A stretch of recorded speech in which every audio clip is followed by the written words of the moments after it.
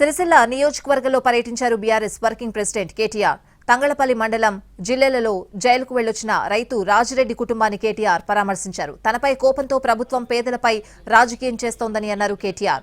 Assign భూములపై రాజకీయం చేయడం సరికాదన్నారు. తన వల్ల జైలుకు వెళ్లిన రాజిరెడ్డికి క్షమాపణ చెప్పారు కేటీఆర్. అలాగే అధికారులు కూల్చివేసిన టీ స్టాల్ నిర్వాహకుడు బత్తుల శ్రీనివాస్ ను కూడా పరామర్శించారు కేటీఆర్. శ్రీనివాస్ కుటుంబానికి 10 లక్షల రూపాయలతో శాశ్వత ఉపాధి కల్పిస్తామన్నారు. వారం రోజుల్లో తిరిగి వ్యాపారం పెట్టిస్తామని చెప్పారు. ఇక ఎల్లారెడ్డిపేట మండలం రాజన్నపేట దేవునిగుట్ట తండాలో ఎండిపోయిన వరి పొలాలను పరిశీలించారు మాజీ మంత్రి కేటీఆర్. ఎకరాల్లో పంటలు ఎండుతున్నాయి. ఎందుకంటే రైతులు నష్టపోయి రైతులు ఆగమయ్యే పరిస్థితున్నప్పుడు మేము వదిలిపెట్టము. ఖచ్చితంగా రాబోయే 48 గంటల్లో నీళ్లు గిన ఇడిచిపెట్టకపోతే తప్పకుండా నేనే స్వయంగా పోయి మంత్రి గారి ఛాంబర్ ముంగట ధర్నా చేస్తాను. వదిలిపెట్టం ఈ ప్రభుత్వాన్ని. ఎందుకంటే కేసీఆర్ మీద కోపం ఉంటే మాతను కొట్లాడు, రాజకీయంగా తలపడు.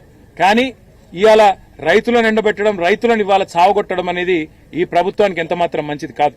ఇప్పటికే 450 మంది రైతులను పొట్టన పెట్టుకున్నాడు రేవంత్ రెడ్డి కాంగ్రెస్ ప్రభుత్వం. రైతు డిక్లరేషన్ అన్నారు, ఒక్కటంటే ఒక్క మాట కూడా ఇప్పటివరకు నిలబెట్టుకోలే. కనీసం ఇదివరకున్న రైతు బంధు కూడా నిలబెట్టుకునే పరిస్థితి లేదు. రైతు బంధు పైసలు కూడా వేసే